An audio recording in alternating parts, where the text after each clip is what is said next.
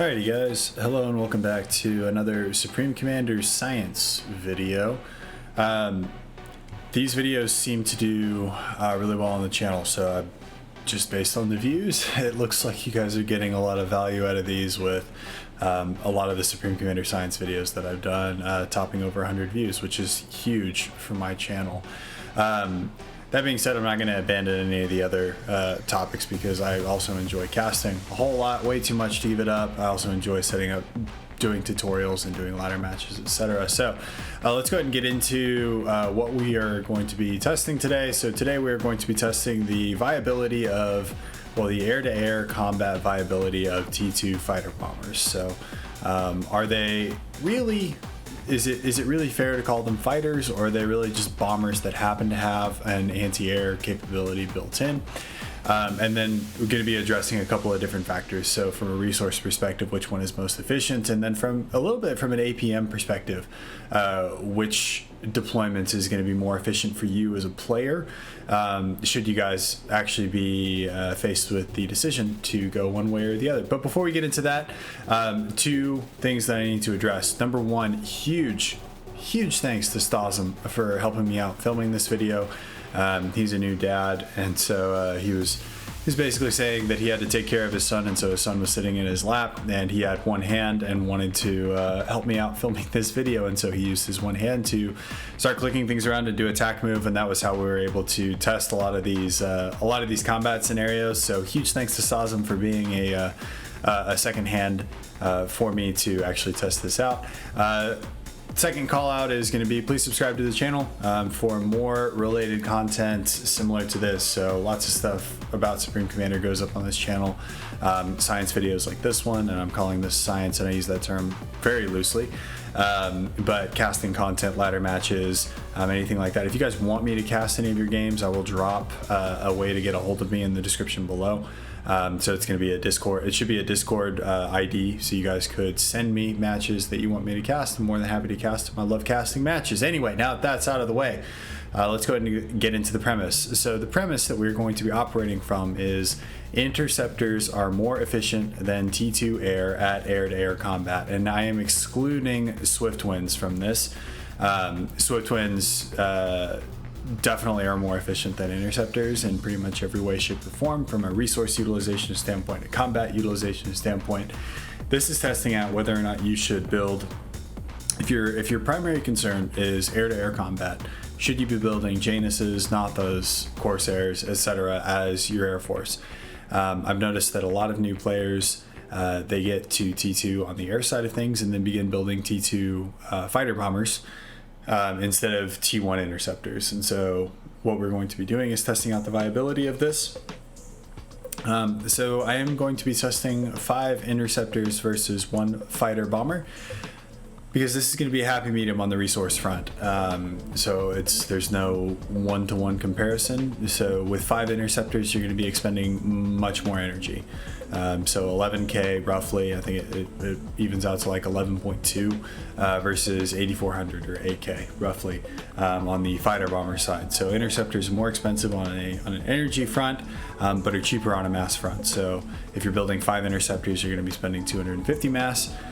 Whereas if you are building 1 fighter bomber, you're going to be lighting up a cool 420 mass for construction of those units. Let's get into the results. So we divided the results up into families. So we addressed Janus, Corsair, and Natha, and we tested all of them separately. I tested them with UEF interceptors, just because those were the first ones that showed up on the cheat menu, and I'm gonna keep them relatively uniform across the board. So results might vary slightly, but in my experience, an interceptor is an interceptor, and it's pretty similar. There might be some very slight changes from faction to faction, but you're not going to have a massive. You're not going to see massive differences in performance from, say, Prowlers to Cyclones. So first and foremost, before we get into the results of each fighter, bomber in specifically, what this test showed is how important it is to micro your air units, mostly because our test results varied wildly. If we just did attack move, or if we just if we had units just and let the AI basically control the units, the actual results were just extremely spread. And so in order to get any kind of scientific average for a couple of the tests, we had to do quite a few tests. But based on that, we also did tests with Stasm actually microing the fighter bomber, and I just let the Interceptors do their thing, but Stasm was actually trying to micro the fighter bomber to win. So let's get into each results individually. So the Janus is first up. The Janus seemed to be the most effective on its own. So if we did an attack move and we set up civilian buildings to mark the two sides, and then did attack move from one building to the other, so I'm trying to eliminate as many variables as possible whenever we're testing this. So the Janus, an average of 2 Interceptors survived across 11 tests.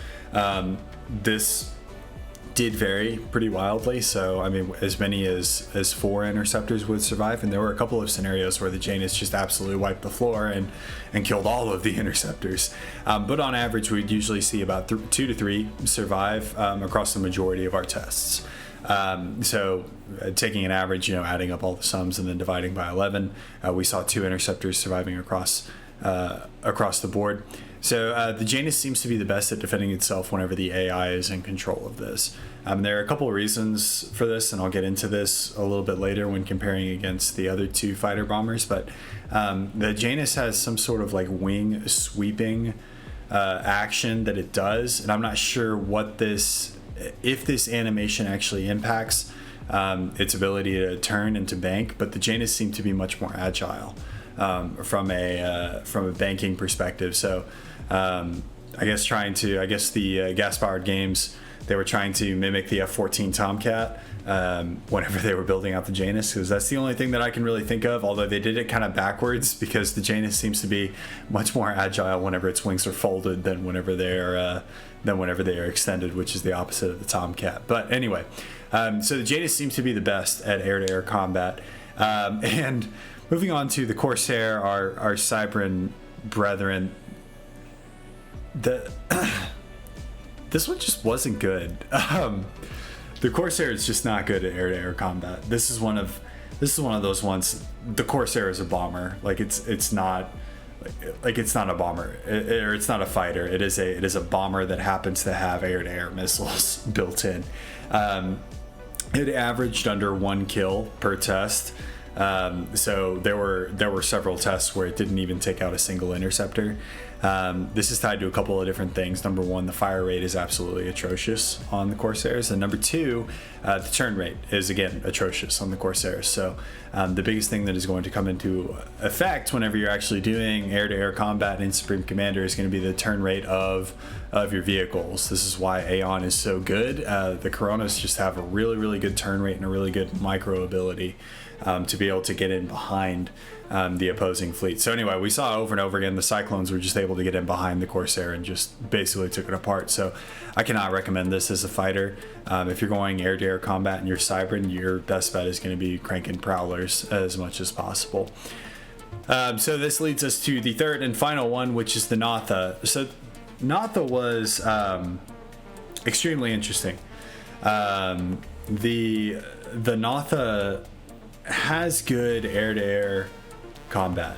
So it has basically, from a weapons perspective, and I don't remember the technical term of this, but it looks like a souped up version of whatever the Seraphim Interceptors fire. The Natha was where we saw the biggest delta between whether somebody was actually microing it or if the AI was taking control of it. Because if Stasm was microing the Natha, it would absolutely kick ass. We saw about 100% increase in performance on if the Natha was being microed, whereas if the Natha was being controlled by the AI and just the attack move commands, the Natha would just fly into the sunset for a really long period of time and just let the Cyclones wail at it Whereas like if somebody is actually microing it, you can tell it to turn faster and re-engage, etc.